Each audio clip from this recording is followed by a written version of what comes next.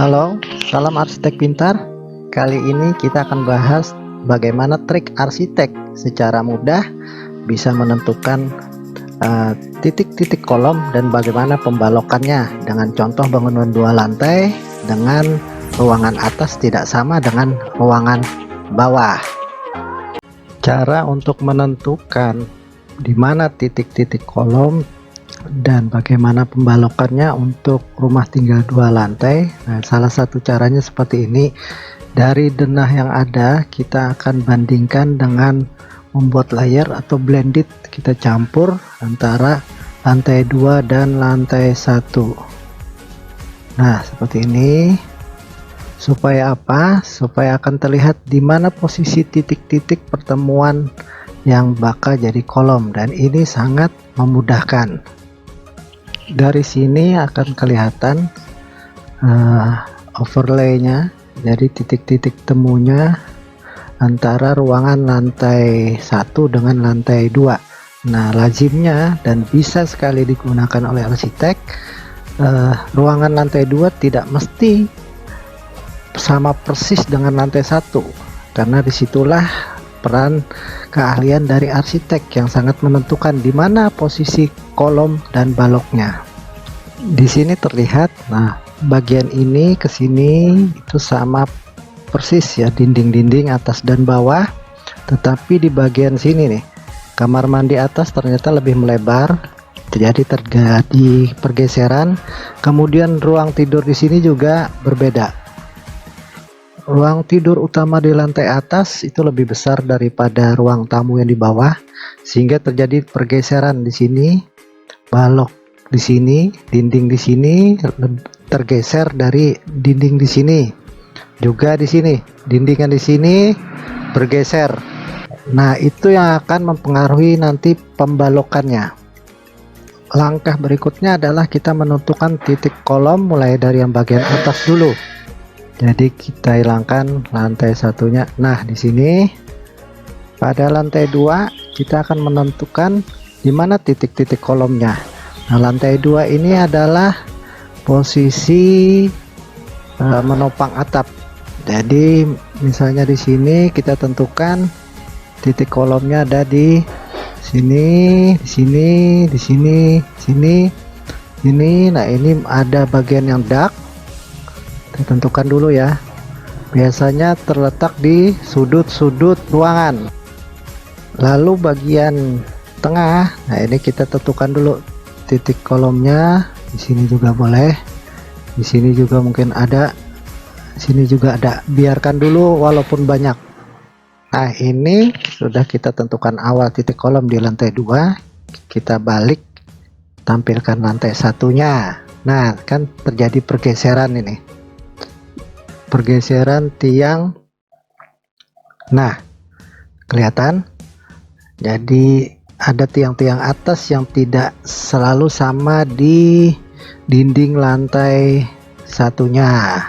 Apa yang terjadi? Nah, kita akan menentukan bagaimana pembalokan di lantai atas.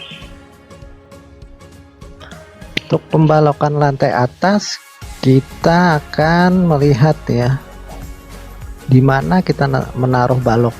Nah, kita switch dulu, balok kita buat di sini.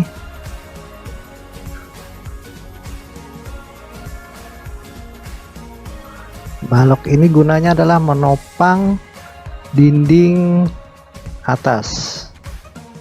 Enggak berat dinding, beban dinding itu harus ditopang oleh balok. Nah, ini yang kita buat dulu.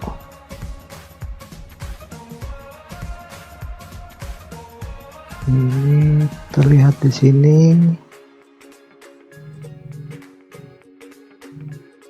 Nah, itu baloknya, dinding ada di sini juga ada. Di sini ada dinding, di sini ada dinding. Nah, di sini juga untuk void nih digunakan dinding, kita ganti warna ya.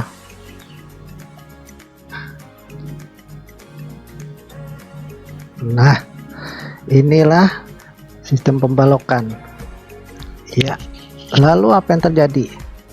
Nah, kita hilangkan dulu denah lantai 2. Nah, yang terjadi adalah ternyata di atas untuk balok lantai 2-nya di sini terjadi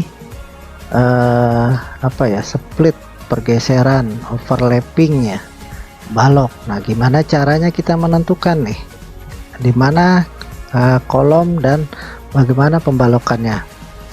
Yang kelihatan di sini adalah balok-balok di sini adalah bentang pendek nih dengan kisaran bentang 4. Nah, ini dengan detail pembalokan seperti di insert video. Ini juga sama, bentangnya 4, ini pun sama. Jadi kisarannya juga berbeda. Nah, di sini ada bentang 5 nih. Walaupun menopang dinding tidak menggantung.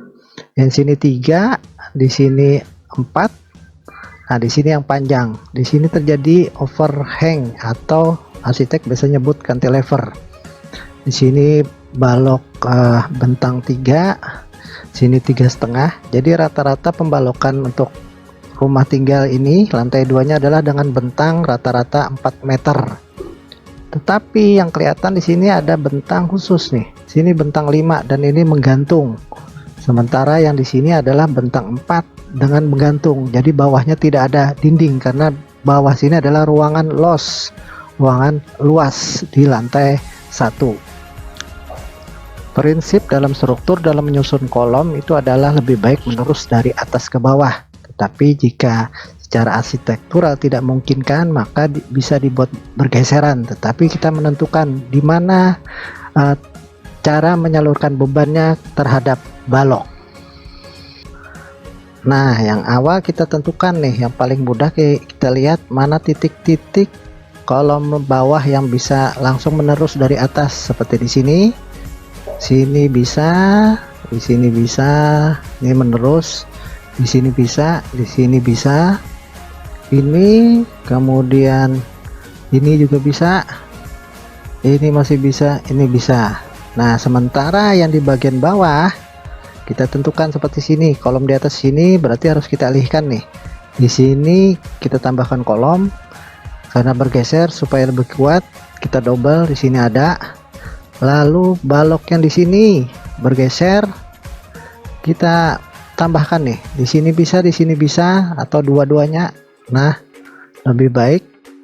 Lalu di sini, kalau ini kita teruskan di bawah ini tengah ruangan, jadi kita geser ke kolom lantai satunya di sini. Di sini pun sama, ya. Ini bergeser, berarti kita buat di sini. Nah, di lantai sini bawah. Kalau menghitung balok di sini, kolom bawah itu lebih baik jika langsung menopang balok di sini. Kita bisa menaruh kolom di sini, tapi di bawah ini bisa terganggu apa namanya pintu di sini. Lebih baik kita di sudut ruangan di sini. Nah, tapi di sini yang perlu diingat nanti adalah di bagian di sini balok harus diperkuat karena di sini terjadi beban tidak satu titik, jadi berat gitu ya. Lalu begitu juga di sini. Di sini bisa kita teruskan kolom dari atas ke bawah tapi mengganggu karena kita akan membuat jendela nanti di tengah-tengah ruangan di lantai 1. Sehingga kolom sini kita geser ke sini saja. Nah, kolom di sini harus diperkuat dan karena di sini nanti ada balok nih. Balok dan ini cantilever menggantung gitu ya. Di sini juga kita bisa tambahkan kolom. Nah, demikian ini. Jadi demikian cara trik bagaimana kita menentukan secara mudah titik-titik kolom yang bisa kita gunakan walaupun di dalam rumah 2 lantai seperti contoh ini bangun ruang atas tidak sama persis dengan ruang bawah. Nah, secara detail Anda bisa simak di video sebelum ini, jadi silahkan klik di link. Nah, itu akan secara detail menampilkan bagaimana kolom, ukuran kolom dan balok-baloknya. Jadi setelah menentukan misalnya di sini kolom lantai 2, maka kita bisa menentukan juga ukuran kolom berikut isinya seperti yang di insert video. Detailnya ada di video sebelumnya ya. Silakan klik di deskripsi atau di pojok kanan. Lalu bagaimana dengan balok-balok di sini? Nah, kita gunakan ada beberapa jenis di situ pembalokan. Nah, ini adalah yang biru adalah balok dengan bentang 4 seperti ini ukuran balok dan detil penulangannya. Tetapi di sini ada balok dengan gantung dengan bentang panjang ya. Disebut balok gantung karena bawahnya tidak ada dinding, jadi dia menggantung. Dan sini ada perkuatan, dan ini adalah balok bentang 5. Bisa lihat di insert, detailnya ada di video sebelumnya. Lalu kolom-kolom di lantai 1 di sini bisa dilihat ukurannya seperti di insert serta detailnya. Nah, lebih jauh, lebih detail Anda bisa lihat kembali di video sebelum ini ya untuk detailnya. Terima kasih. Salam arsitek pintar.